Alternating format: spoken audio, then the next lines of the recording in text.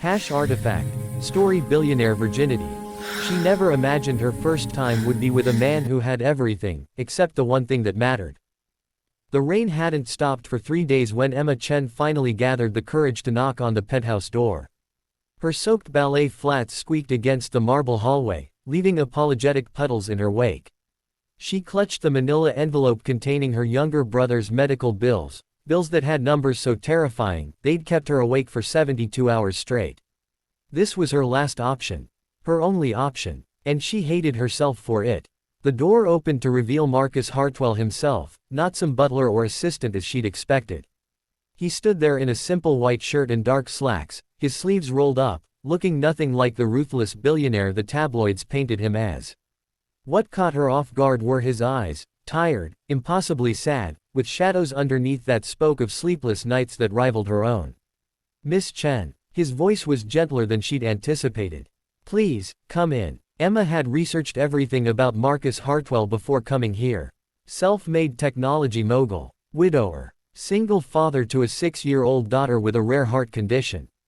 A man who'd reportedly turned down every charity request, every business proposal, every social invitation since his wife's death 2 years ago. Yet he'd agreed to see her within an hour of her desperate email. She didn't know that Marcus had also researched her. That he'd read about the 24-year-old graduate student who worked 3 jobs to support her teenage brother after their parents died in a car accident. That he'd seen the photos of her volunteering at children's hospitals despite barely having time to sleep. That something about her letter, handwritten, honest, without manipulation, had pierced through the armor he'd built around his shattered heart. "I don't want your pity," Emma said, hating how her voice cracked. "I'm not here to beg. I'm offering a deal." Marcus gestured to the leather sofa, but remained standing himself, keeping distance between them. "What kind of deal?" "I'll work for you. Anything legal. 10 years if you need it. I'll sign any contract." She pulled out a crumpled piece of paper with her own handwriting. "I've calculated what I can offer in labor hours to repay." "Stop." Marcus held up his hand, his jaw tight. "You think I need servants? I need." He trailed off, turning toward the floor-to-ceiling windows overlooking the glittering city. "My daughter needs a reason to fight. The treatments are working, but she's given up. She's 6 years old and she's given up." Emma felt tears sting her eyes. "I don't understand what this has to do with. You volunteer at St. Catherine's Children's Hospital, Ward 7C, terminal cases." Marcus's reflection in the window was ghostly, broken. "The nurses say you're magic with the kids. That you make them laugh, make them hope." He turned to face her. "I don't want your servitude, Miss Chen. I want you to teach me how to give my daughter a reason to believe tomorrow is worth seeing." The proposal was bizarre, invasive even. Emma would move into the penthouse for 3 months, spend time with his daughter Lily, and show Marcus how to reconnect with the little girl who'd stopped speaking to him after her mother's death. In exchange, he'd pay for her brother's entire treatment and cover her graduate school tuition. Emma should have been elated. Instead, she felt like a fraud. "Mr. Hartwell, I'm not qualified for this. You're someone who keeps fighting when anyone else would have quit," Marcus interrupted quietly. "That's all I'm asking for. Fight for my daughter the way you fight for your brother." She moved in that weekend. The penthouse was a mausoleum of wealth and grief. Stunning artwork on walls no one looked at, a grand piano no one played, toys organized in bins instead of scattered across floors where children actually lived.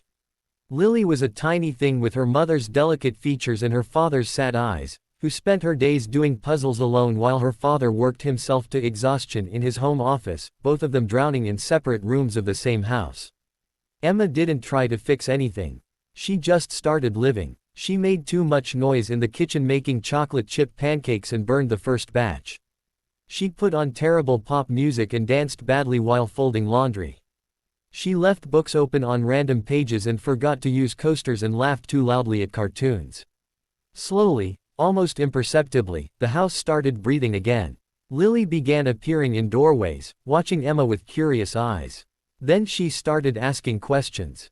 Then, miracle of miracles, she started smiling.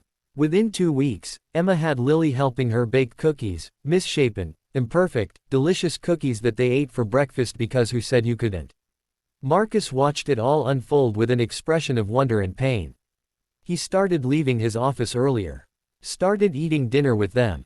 Started remembering how to be a father instead of just a provider. How do you do it? He asked Emma one night after Lily had fallen asleep. They were sitting in the dimly lit kitchen, sharing a pot of tea. How do you have hope when everything's falling apart? Emma studied him, this brilliant, powerful man who'd built an empire but couldn't figure out how to build a bridge to his own daughter. I don't always have hope, she admitted. Some nights I cry myself to sleep terrified I'm going to lose my brother. But I show up anyway. Hope isn't a feeling, Mr. Hartwell. It's a decision you make every morning when you open your eyes. Something shifted in that moment. The careful distance they'd maintained began to dissolve. They started talking, really talking, about loss and fear and the unbearable weight of loving someone you might lose. They shared midnight conversations that turned into dawn confessions. They found themselves reaching for the same book, the same coffee mug, the same comfortable silence. Emma tried to fight what she was feeling. This wasn't the deal. This wasn't why she was here. But Marcus looked at her like she was air itself, like she'd reminded him what it meant to be alive, and she was only human.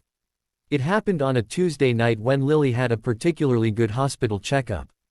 The joy and relief were so overwhelming that when Marcus hugged Emma in gratitude, neither of them let go. The kiss was inevitable, tender, and terrifying in its intensity. We shouldn't, Emma whispered, even as she pulled him closer.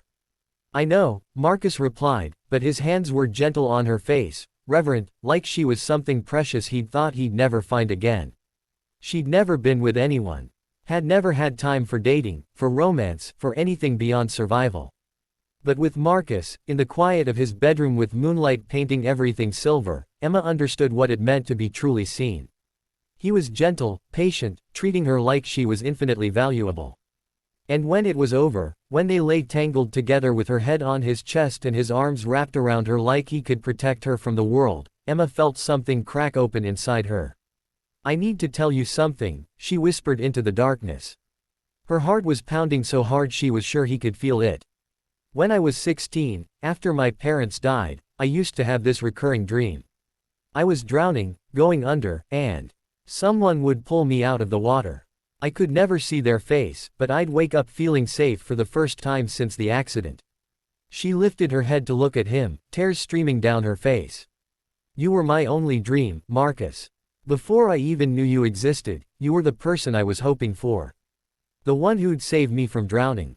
That's when she saw them, tears sliding down Marcus Hartwell's face, this strong, stoic man who'd forgotten how to cry. He pulled her closer, his body shaking with silent sobs, and she understood. He'd been drowning too. They both had been. And somehow, impossibly, they'd found each other in the deep water. I was supposed to save you, he finally managed, his voice broken. But you saved me, Emma. You saved both of us.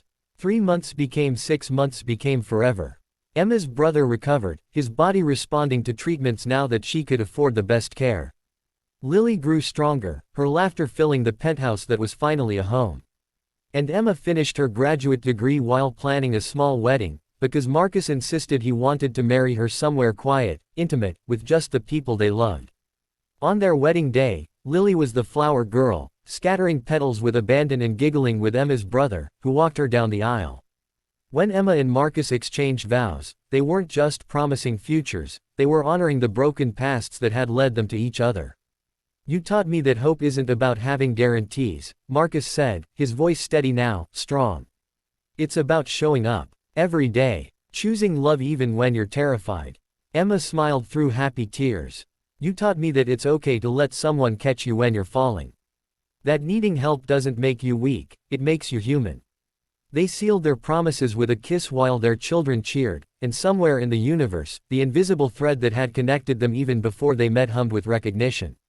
Two drowning souls who'd found each other in the deep and decided, together, to swim toward the light. Because sometimes the most extraordinary love stories begin with desperation and end with grace. Sometimes the person you need and the person who needs you are the same. And sometimes, when you're brave enough to whisper your deepest truth, the whole world shifts to make room for the love you deserve.